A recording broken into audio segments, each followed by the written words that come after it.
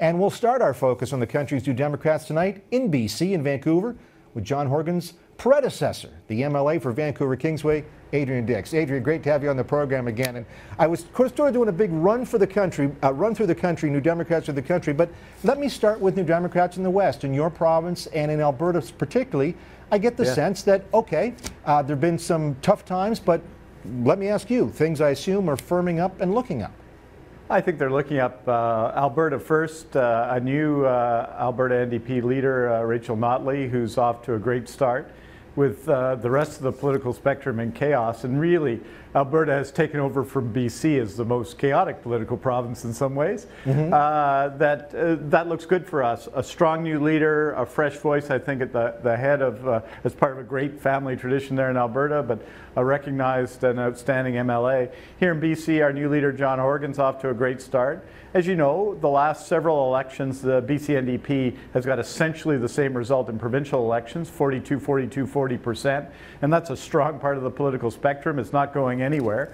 And I think John is going to lead us to victory in 2017. At the federal level in the province, we have more seats in BC than ever before. We've gained seats, as they have in Alberta, and that gives us real opportunity. This, after all, is long been one of our strongest provinces federally in Canada. So the increase in the number of seats in BC, I think, is a real opportunity. And you referred to polls earlier, and I mean, asking me about polls is a little like asking Alan Iverson about practice, David. But nonetheless, I just say that very same poll you talked about showed, I think, Tom Mulcair leading or tied for the lead amongst the party leaders. I think ultimately we're talking about, for those who don't like Mr. Harper, the Prime Minister, and don't like the direction he's taking the country, as who can be Prime Minister of Canada.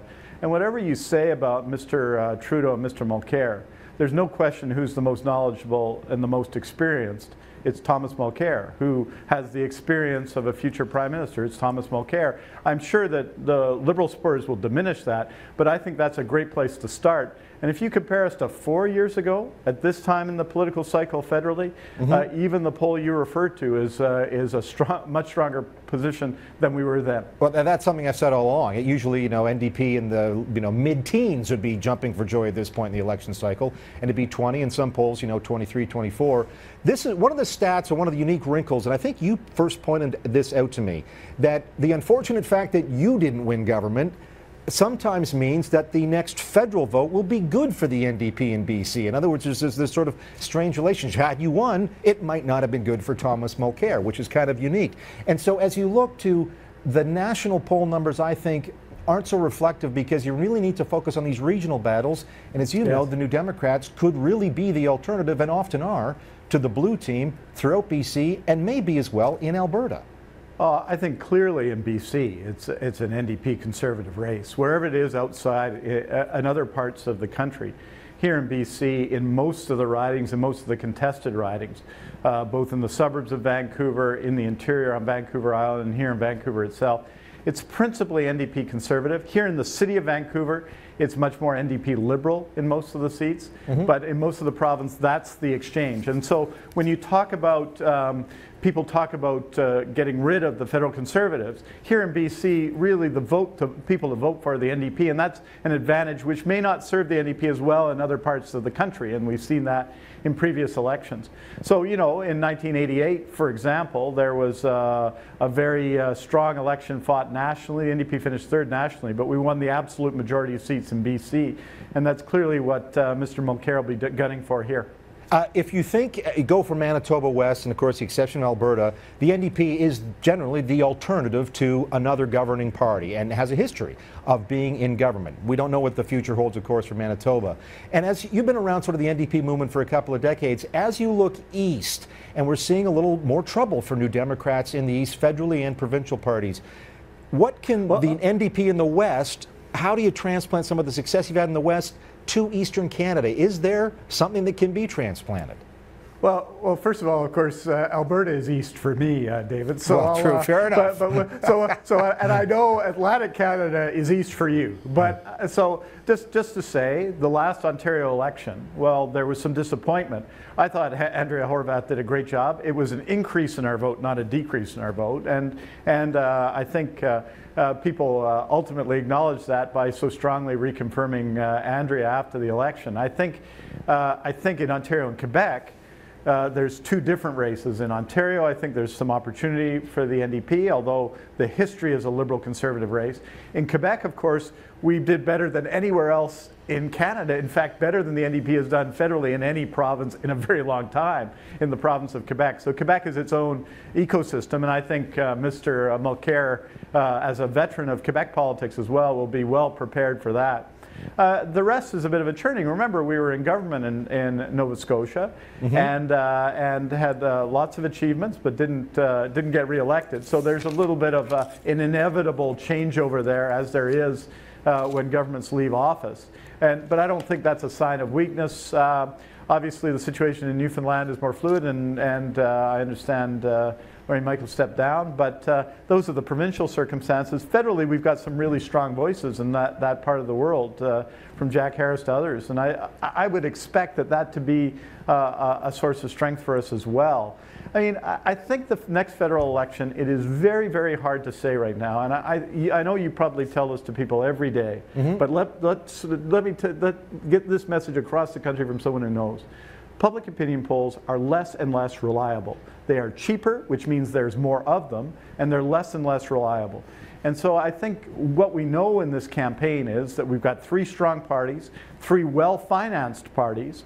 We've got three very high-profile leaders now, and I think starting from the first day of the campaign, any result is possible. A majority government for any of the parties is possible. And so that makes it different than, I think, the history of politics. And the other thing that's happened in the country, and this affects the NDP too, is that party loyalty of voters is less and less.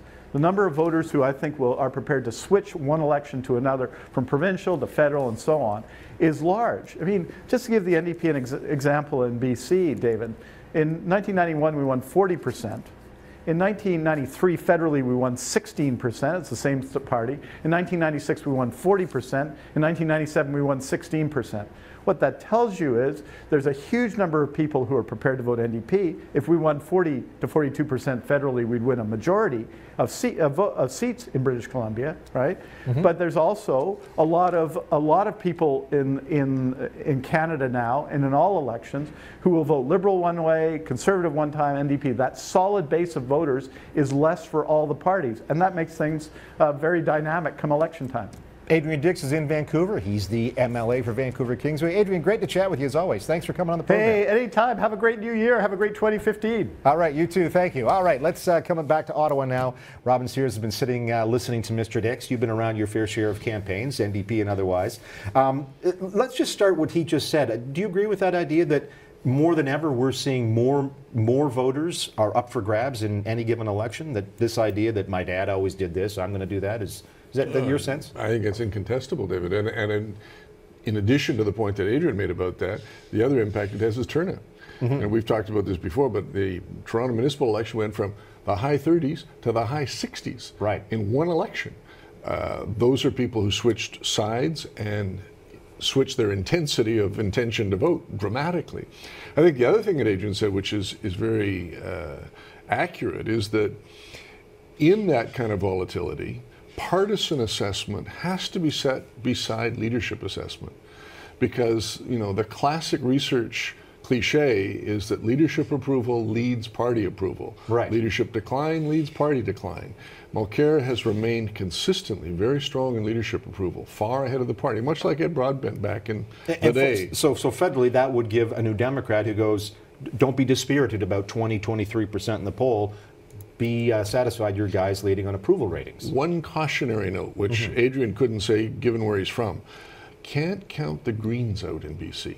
Right. The Greens are in the high teens in some polls in BC and the high 20s on Vancouver Island, which is Elizabeth May's stronghold. Right. There are 9 seats on Vancouver Island. And her riding has been divvied up a little bit and could affect in some of the Victoria ridings and some of the southern Vancouver Island ridings. And so from my perspective, one of the messages to the Democrats and the Liberals is Canadians want a strong, credible environmental message, and if you don't deliver it, they'll vote for someone who does. Could Greens even, I mean, we saw it in the Calgary by-election that Joan Crockett won, that the Greens did very strong, and the Liberals were very grumpy at Greens for denying them the chance to beat Joan Crockett. There's another place where, in Alberta, that could be the opposition vote, a Green vote. So we've gone from effectively a 2.5-party system federally, because the NDP was never competitive in every riding across the country or anything like it, to pretty close to a 3.5-party system, where the Greens are creeping up into that territory the NDP occupied at their low point in the 90s. And when you have that kind of a dispersion of votes and that much partisan volatility and turnout question, Adrian's absolutely right. Anything can happen. That's the federal picture. I want to talk too as well about the provincial one, because I'm interested in the changes that are happening there. This week, Yvonne Gaudin, the federal MP for northeastern New Brunswick, criticized Dominic Carty, the NDP and New Brunswick NDP leader, for moving the party too close to the right. You've heard this before in Ontario and elsewhere. And is this debate, which we've seen over and over again, we've seen at federal NDP conventions, well, let's stay out here on the left and be socialists. No, let's be a modern, pragmatic party that's a little closer to the center. Is Thomas Mulcair going to have to deal with grumbling about this as we go through 2015? Are other parties going to? Is this now the debate at NDP confabs? I always hesitate to discuss this because I think the average voter just thinks this is, an instant sleeping pill. But not me. I'm excited by it. Parties of principle and conviction. Let me put it that way. Parties on the left and the right of the center that aren't brokerage parties like the Liberal Party always have this battle. But the frame that I put on it is less left-right than base and newcomers. The mistake that Andrea made in Ontario was she was very good at recruiting newcomers. She didn't prop up the base sufficiently. The mistake that Mr. Harper classically makes is he's always worried about his base and doesn't do anything to move a chunk of people who could perhaps be persuadable to vote for him. I mean, look at Harper's vote. Well, all the people who voted for him 4 years ago, he's done nothing to keep them in the party, those newcomers. And they only represented less than 60% of Canadians. So that's a huge chunk of voters to concede to the other two parties. I think the other point that 2.5 now. Yes. The other point that Adrian made, which I think everybody in Ottawa doesn't understand or pay enough attention to, but if you talk to Quebec reporters and Quebec analysts, they all have a very clear picture. Mr. Mulcair is going to hang on to 40 or 50 seats in Quebec. Absolutely. No NDP leader has ever had that money in the bank going into a federal election. It's just an incredible advantage. And it allows him, if he's confident of that, to then do a lot more work elsewhere in the country.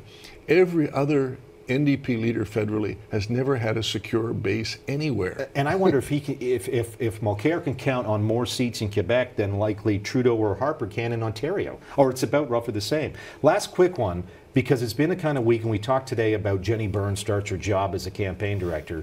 I've been on Team October 2015 for a long time. That's when the election's going to be held. Do you get the sense that maybe it's the spring? I don't know if it's that or some other things that we could be. If you'll permit me a 30-second rant up front about the stupidity of fixed election dates. Yeah. The election will be on the 19th of October 2015, unless it isn't. Right, yes, of course. Yes. So we start with that obvious point. We have this stupid system now where the government is committed to a fixed date, sort of. And we all get prepared as if this were an American election for a fixed date. And here we are 10 months in advance saying, well, maybe it won't be on that day. We should have stuck with the old system. Let's go back to the old system. It's appropriate. Just everybody get ready for anything, anytime. It's better in a parliamentary system to have that flexibility. There. Will it be an early election? I was on your team until about 3 or 4 days ago when somebody began to spell out the fiscal nightmare the government is now facing. Because of the drop in the price of a barrel of oil. And all other commodities. Yes, and true. all the other commodities are heading south. And every analyst says they ain't likely to recover over this winter. So if you're a finance minister or a prime minister, do you cut and run with an early budget and an early election because you think it's going to You've made some very expensive spending promises to me, the voter. I want my tax cut. Don't go back on your word. Or do you go into debt again as a Conservative government to pay for that benefit he promised you? Not such a. Or do you wait for something to turn up? Waiting for something to turn up in this environment could be very dangerous. And again, we saw the Prime Minister, unfortunately, you know the clip here, he was in Delta, BC, talking about a dangerous world. It is a dangerous world. And with those things on the minds of voters, I think a lot more people look at Stephen Harper more favorably than they might in a more peaceful world. No, I think that's a fair point as well. And I think that to the extent that he wants a campaign to be about a choice between him and Mulcair, remember, Mr. Harper gets up every morning fighting for the death of the Liberal Party and goes to bed at night asking himself whether he'd done enough that day to advance the cause. Right. If there's any prospect the NDP will weaken throughout 2015, it's another reason for That's them to not go good. early. It's another reason for the Tories to go early. Yeah, and ironically, and this is where we're close to finish up with our NDP thing, as we looked at the year for the NDP federally, yes, they've got 90 seats, just short of 100 right now, but almost no power. They could finish the year with, say, 70 seats and hold the balance of power and actually be getting stuff done. Would they get it done for a Harper government or a Trudeau government? The big question. Not one we'll answer today. Not one. All right. Robin Sears, thanks so much for coming in. It's been great to chat.